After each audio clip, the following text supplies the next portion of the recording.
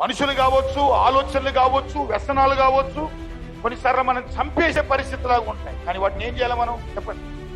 సంఘం అనే ప్రార్థన మంటలో, సంఘములో ఏమున్న సత్యమునకు స్తంభము ఆధారం, ఆ ప్రార్థన మంటలో జాడిచ్చేయాలా. ఆ అలవాటును, వ్యసనాన్ని దైవ సన్నిధికి ఎందుకు వస్తున్నావు? సంగమా, దేవుడు నీకు ప్రత్యక్షమవుతున్నాడు మందిరములో, ప్రభు నీతో మాట్లాడుతున్నాడు.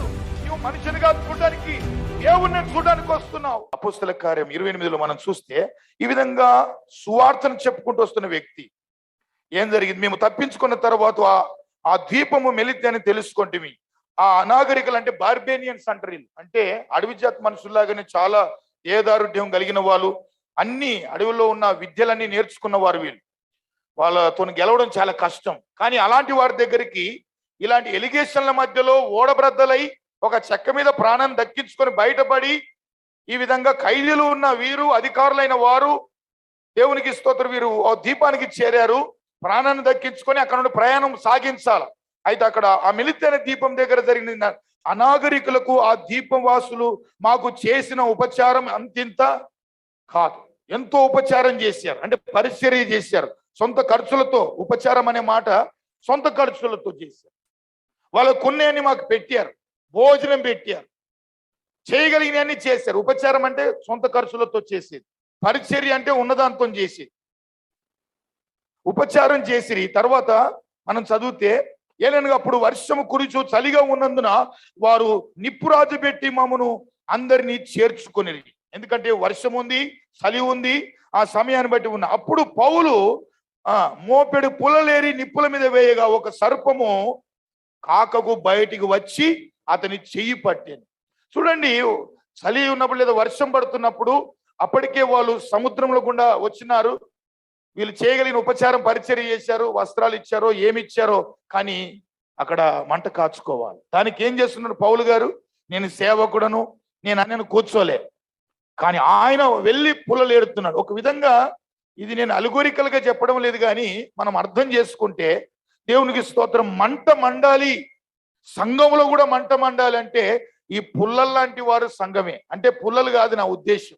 అంటే అనేక ఒక మంట మండాలి అంటే ఆ వెలిగింపబడిన మంటకు అనేకమైన పుల్లలు తోడు కావాలి. ఆ పుల్లలు తోడైనప్పుడు ఆ మంట కాస్త ఇంకా కొద్దిసేపు నిలుస్తుంది. లేదా మనం ఎంతవరకు ఆ వెచ్చదనానికి కావాలో, ప్రకటన గ్రంథంలో నువ్వు చల్లగానైనాను వెచ్చగైనాను లేక ఎట్లున్నావు నీవు నులివెచ్చగా. కానీ ఇప్పుడు వీళ్ళు ఏం కావాలనుకుంటున్నారు చెప్పండి? చల్ల స్థితిలో నుండి వెచ్చదనం కోసం వస్తున్నారు. అక్కడ కొన్ని కట్టెపుల్లలు ఏరియా. ఇది మనకు నేర్పిస్తుంది ఏంటంటే, సంఘము ఐక్యత కలిగి ప్రార్థించినప్పుడు, సంఘము ఐక్యత కలిగి ఆరాధించినప్పుడు, నేను పాడాలా అని కాదు, కానీ మన వంతు సహకారం మనం అందించినప్పుడు, దేవుని సన్నిధిని ఇంతకుముందు పాట పాడే వాడుకోయేసయ్య. ఎప్పుడు వాడుకుంటాడు, ఎలా వాడుకుంటాడు? చదవడం మాత్రమే కాదు, నువ్వు ప్రార్థించి దేవుని అడుగు.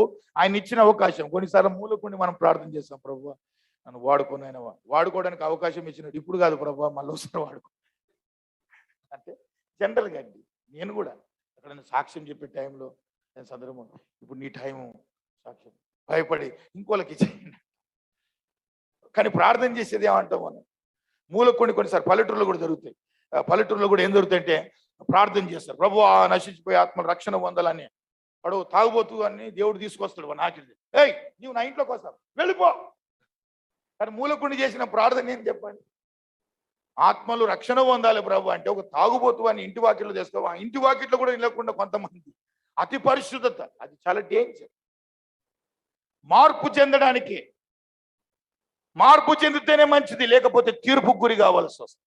ఎంత ఈ అనాగరికులు అయినప్పటికీ వీళ్ళని బాణాలేసి చంపివేయాలి. వాళ్ళు అన్ని పోగొట్టుకున్నారు, ఓడలో ఉన్న అన్ని పోగొట్టుకున్నారు. ఏ కత్తి మిగిలిందో నాకు తెలియదు ఇక. కానీ అనాగరికులు కనికరం పుట్టించాడు వాళ్ళకు. వాళ్ళెవరో వీళ్ళెవరో, కానీ పరిచర్య చేయడానికి.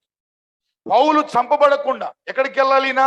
రోమాకు వెళ్ళాలి. అందుకు అనాగరికులుగా ఉన్న వారికి కూడా ఆయన కనికరం పుట్టించారు. అయితే అక్కడ జరిగింది ఏంది? ఆ కట్టుపుల్లలన్నీ ఏరి మంటేస్తున్నప్పుడు ఒక పాము అతని చేతిని బట్టి కరుస్తుంది. ఆ కరిచినప్పుడు అదంతా వాళ్ళంతా చూసి ఏమన్నారు? చదువుదాం త్వరగా. అప్పుడు పౌలు మూపెడు పుల్లలు నిప్పుల మీద వేయగా ఒక సర్పము కాకకు బయటికి వచ్చి, అంటే వేడికి బయటికి వచ్చి అతని చెయ్యి పట్టెను. ఆ ద్వీపవాసులు ఆ జంతువు అని చేతిని వేలాడట చూచినప్పుడు నిశ్చయముగా ఈ మనుష్యుడు నరంతకుడు ఇతడు సముద్రం నుండి తప్పించుకొనెను, న్యాయమతనిని బ్రతకనీయలేదని. అంటే ధర్మదేవత అని పుట్టినోట్లో ఉన్నది అక్కడ. అంటే న్యాయ దేవత ఈయన ఏం చేస్తుంది? ఇప్పుడు శిక్షిస్తుంది అనుకున్నారు. వాళ్ళకున్న విశ్వాసాన్ని బట్టి ఏమనుకున్నారు? సముద్రం నుండి తప్పించబడ్డాడు. కానీ ఈ ధర్మదేవత, న్యాయ దేవత ఇప్పుడు పౌలుకు శిక్ష విధిస్తున్నది అనుకున్నాడు. కానీ పౌలు వాళ్ళు నమ్మే ధర్మదేవత కంటే, న్యాయ దేవత కంటే అతీతుడు, అనంతుడు, శక్తిమంతుడు ఆయనలో ఉన్నాడని ఈ అనాగరికులకు తెలియదు. దేవునికి స్తోత్రం చెప్తాం అందరం. Praise the lord. హల్లెలూయా. దేవుడు కాపాడితే ఆయన తప్పకుండా నిలబెడతాడు. కానీ కొన్ని మూఢనమ్మకాలతో కూడా ప్రాణాలు పోతాయి. కానీ ఇక్కడ అది విష జంతువే, కానీ దాన్ని ఏం చేశాడు ఆయన? ఆ మంటల్లో అంటే కొన్ని ఇట్లాంటి మనల్ని పీడించేటివి లేదా శోధించేటివి మనుషులు కావచ్చు, ఆలోచనలు కావచ్చు, వ్యసనాలు కావచ్చు, కొన్నిసార్లు మనం చంపేసే పరిస్థితులాగా ఉంటాయి. కానీ వాటిని ఏం చేయాలి మనం? చెప్పండి. సంఘం అనే ప్రార్థన మంటలో, సంఘములో ఏమన్నా సత్యమునకు స్తంభము, ఆధారం, ఆ ప్రార్థన మంటలో జాడిచ్చేయాలా. ఆ అలవాటును, వ్యసనాన్ని దైవ సన్నిధికి ఎందుకు వస్తున్నావు? సంఘమా, దేవుడు నీకు ప్రత్యక్షమవుతున్నాడు మందిరములో, ప్రభు నీతో మాట్లాడుతున్నాడు. నువ్వు మనుషునిగా చూడడానికి, దేవుణ్ణి చూడడానికి వస్తున్నావు.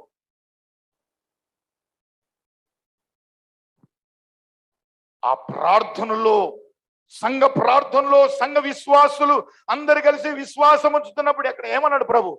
ఎక్కడైతే ఇద్దరు ముగ్గురు, చెప్పండి, నా నామములో ఏకీభవిస్తారో నేను వారి మధ్యలో ఉంటాను. ఇంకా ప్రభు అన్నాడు, వారు భూలోకమందు దేని విప్పుదురో, చెప్పండి, అది పరలోకమందు విప్పబడును. వారు భూలోకమందు దేని బంధిస్తారో, చెప్పండి మీరు, వారు పరలోకములో అది బంధింపబడును. దేవుని గట్టిగా స్తోత్రం చెప్తామా అందరూ? హల్లెలూయా.